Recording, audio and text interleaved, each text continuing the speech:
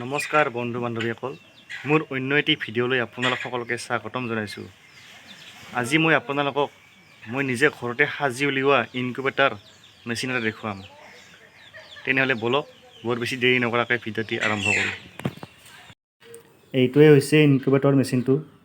ইয়াৰ সহায়ত কাৰেণ্টত হাঁহ কুকুৰা পোৱালি জগাব পাৰি। ঘৰতে নিজে সাজি উলিয়াইছোঁ কম খৰচতে। এইটো মাছৰ কাৰ্টুন লোৱা হৈছে আৰু কাৰ্টুনটোৰ চাৰিওফালে ভালদৰে টেপ লগাই দিছোঁ। আহকচোন ঢাকনখন খুলি ভিতৰৰ ফালে আপোনালোকক দেখুৱাওঁ।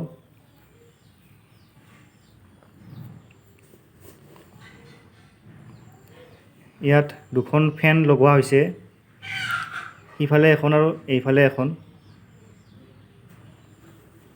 আৰু দুটা বাল্ব লগোৱাৰ বাবে দুটা হোল্ডাৰ লগোৱা হৈছে। মই ইয়াত এটা বাল্ব ব্যৱহাৰ কৰিছোঁ 60 ৱাটৰ বাল্ব, আৰু 40 ৱাটৰ বাল্ব হ'লে দুটা লগাব লাগে।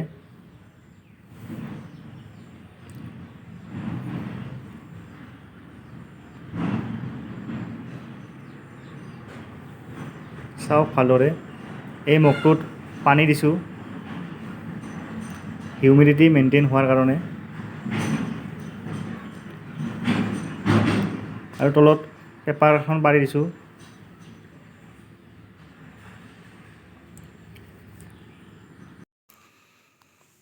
আৰু ইয়াত গুড়ি দিছোঁ অলপ।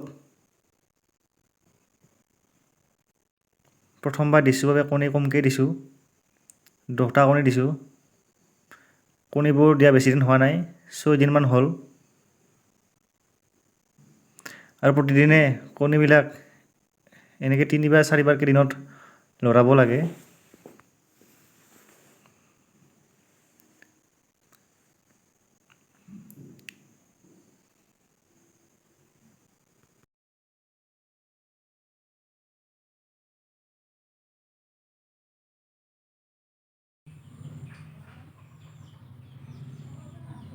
নেক্সট ভিডিঅ'ত আপোনালোকে চাব বিচাৰে তেতিয়াহ'লে মোক কমেণ্ট কৰিব। মেচিনটো কেনেকৈ বনাইছোঁ, ইয়াত কি কি সামগ্ৰী ব্যৱহাৰ হৈছে আপোনালোকক দেখুৱাম।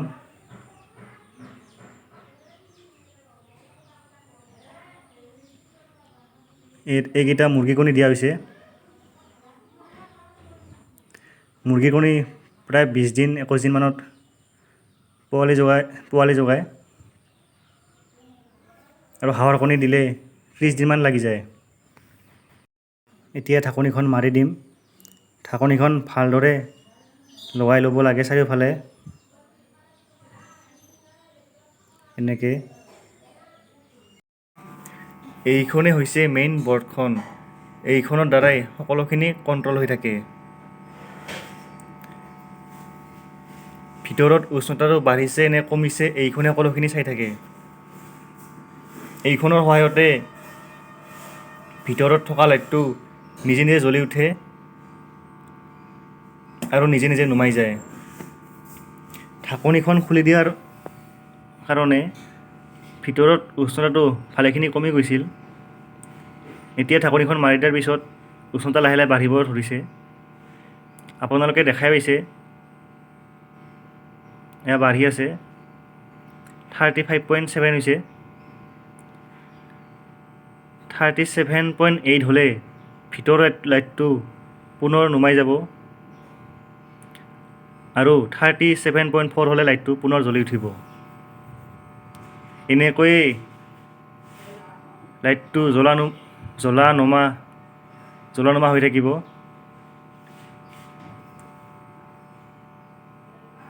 চাই থাকক আপোনালোকে।